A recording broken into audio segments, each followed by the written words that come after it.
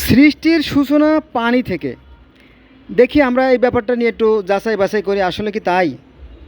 দেখেন, আমার সামনে আছে পানি, আমার সামনে পানি আছে, আর পানিতে আছে বিভিন্ন ধরনের আপনার লতা, গুল্ম, ঘাস, হ্যাঁ, পোকা সবই আছে।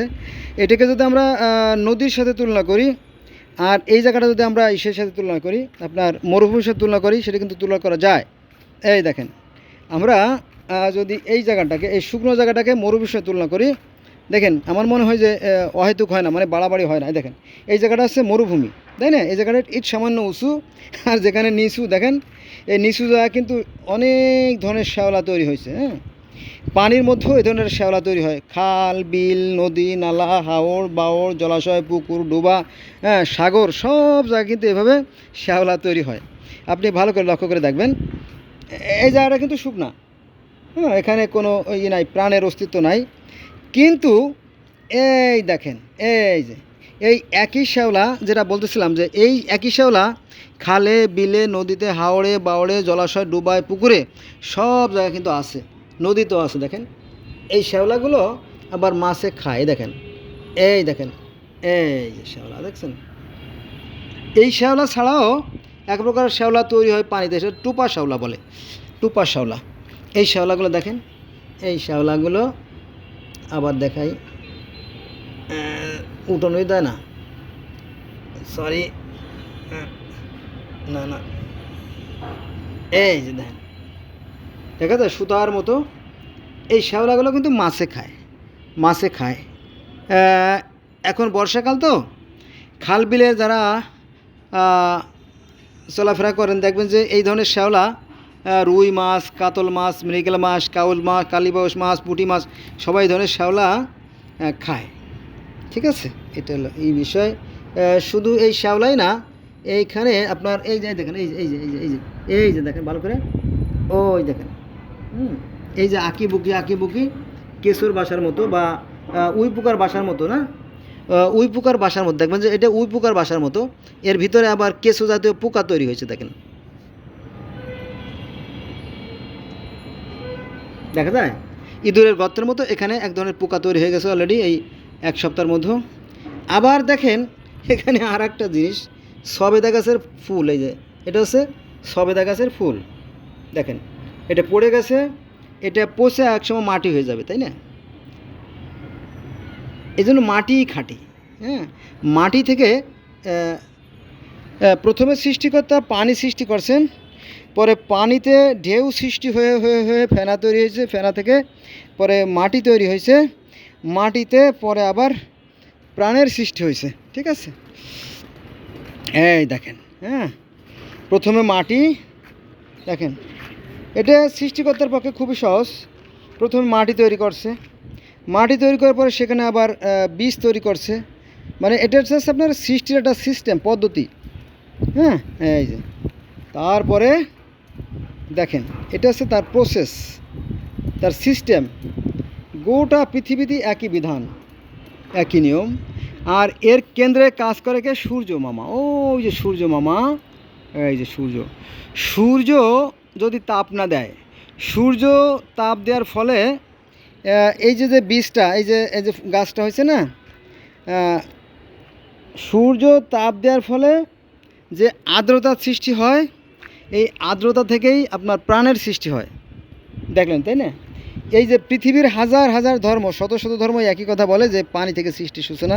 এই দেখেন, এই শ্যাওলাগুলো দেখেন, এই যে শ্যাওলাগুলো যদিও এক জায়গা জমে আছে। আবার যখন বেশি অতিমাত্রায় যখন আপনার হয়, তাপ হয়, এগুলো আবার নিশ্চিন্ন হয়ে যায়। এগুলো সবই সূর্যের খেলা। হ্যাঁ, সূর্যের খেলা। এজন্য পবিত্র কোরআন শরীফের সূরা নূরের 35 নম্বর আয়াতে দেখবেন যে আল্লাহ হচ্ছে আকাশ ও পৃথিবীর জ্যোতি। ঠিক আছে, এই সূর্যের কারণেই গোটা পৃথিবীতে, হ্যাঁ, প্রাণের অস্তিত্ব দেখা যায়, প্রাণীরা খাদ্য পায়, এমনকি আমরাও পাই। অর্থাৎ সূর্য তাপ না দিলে পানিতে যে সমস্ত মাছ আছে সেগুলো বাঁচবে না অক্সিজেন অভাবে। সূর্য তাপ না দিলে আমরা প্রাণীকুল যারা আছি তারাও অক্সিজেন অভাবে মারা যাব। আর যদি সূর্য তাপ না দেয়, তাহলে গাছরাও খাদ্য তৈরি করতে পারবে না, তারা অক্সিজেন ছাড়বে না, আমরা মারা যাব। একটা সিস্টেম, এটা যে বিশাল ব্যাপার, এটা সাধারণ জ্ঞানে এটা বোঝাটা বেশ কঠিন। হ্যাঁ, কারণ আমরা হচ্ছি ক্ষুদ্র মানুষ, আমাদের জ্ঞান হচ্ছে সসীম আর সৃষ্টিকর্তা আছে অসীম। এই অদৃশ্যের জ্ঞান, এই গোপন জ্ঞান শুধুমাত্র সৃষ্টিকর্তারই আছে, আর কারো নাই। আর একটা বিষয় দেখেন, এই দেখেন সৃষ্টি কিভাবে হয়, এই যে সৃষ্টি দেখেন, তাই না? লেবু গাছে ফুল ফুটছে, ফুল ফোটার পরে তাদের পরাগায়ন ঘটে, অর্থাৎ মিলন ঘটে, বিভিন্ন পোকামাকড়ের মাধ্যমে তাদের মিলন ঘটে। মিলন ঘটার পরে তারা ফল দেয়। আবার পানিতে যে সমস্ত প্রাণী আছে সেখানেও মিলন ঘটে, সে অর্থাৎ নারী পুরুষ আছে মাছের মধ্যে, তারপরে কীটপতঙ্গ, পশু পাখি, মানুষ, সবার মধ্যে জোড়া আছে আর কি। এটাই সৃষ্টিকর্তার বিধান। আবার আমরা এইভাবে যদি জোড়া তৈরি করি যে উপরে আকাশ, উপরে শূন্য আকাশ, নিচে আছে পৃথিবী, হ্যাঁ, আর মাঝখানে হচ্ছে সূর্য। সূর্যের যে তাপের ক্রিয়া বিক্রিয়ার ফলে, ভালো করে খেয়াল করবেন, সূর্যের তাপের যে ক্রিয়া বিক্রিয়া ঘটে, এই বিক্রিয়ার ফলে প্রাণের সৃষ্টি হয়। এটার বিশাল। এই জন্য এই পৃথিবীটাকে বলা হয় মানে ঈশ্বরের মতো আর কি। এই জমিনটাকে বলা হয় নারী, আর আসমানটাকে বলা হয় পুরুষ, এরকম তো আর কি। হ্যাঁ, এই পৃথিবীটাও জীবন্ত, পৃথিবীটাও জীবন্ত, সবই জীবন্ত, কিন্তু আমরা মনে করি মৃত। এটা বেশ জটিল বিষয়, এটা সাধারণ মানুষ বুঝতে পারবে না আর কি।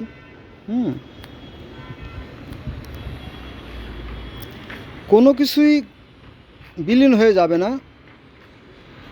দেখেন যে এই যে গাছ, তাই না, এই যে গাছে ফল দিছে, এই ফলের ভিতর আবার বীজ আছে, এই বীজ থেকে আবার নতুনভাবে অঙ্কুরোদ্গম ঘটবে। ঠিক আমরা মানুষেরাও আমরা মারা যাব, কিন্তু আমাদের যে প্রাণ বায়ু, আমাদের ভিতরে রক্ষিত যে প্রাণ বায়ু, এই প্রাণ বায়ুটা নষ্ট হবে না। এই প্রাণ বায়ু দিয়ে আবার সৃষ্টিকর্তার নতুন প্রাণ আবিষ্কার করতে পারবেন, সে ব্যাপারে কোনো সন্দেহ নাই। এটা তার জন্য খুবই সহজ। মনে আছে যে আদম আলাইহিস সালামকে যখন সৃষ্টি করা হলো, আদমকে সৃষ্টি করার পরে দীর্ঘদিন তাকে ফেলে রাখা হয়েছিল। ফেলে রাখার পরে দেখেন যেখানে পানি আছে সেখানে প্রাণ আছে। একটা পাতা পড়ছিল, ওই যে একটা পাতা, পুঁই শাকের পাতা, সেও বেঁচে আছে। শুকনো জায়গায় পড়লে কিন্তু শুকাই যেত। দেখছেন, এই দেখেন ওই যে একটা পাতা, ওই যে একটা পুঁই শাকের পাতা, পুঁয়ের পাতা পড়ছে, সে ওখানে জীবন্ত। আর এখানে রোদের পরিমাণ বেশি। দেখেন এই শ্যাওলা কিন্তু ছিল, শুকায় একদম নিশ্চিহ্ন হয়ে গেছে, এটা ছাই হয়ে গেছে, মাটি হয়ে গেছে।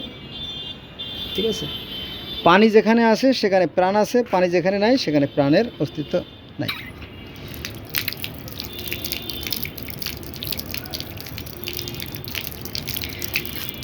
আমাদের দেহের মধ্যেও 4 ভাগের 3 ভাগই পানি, জানেন তো।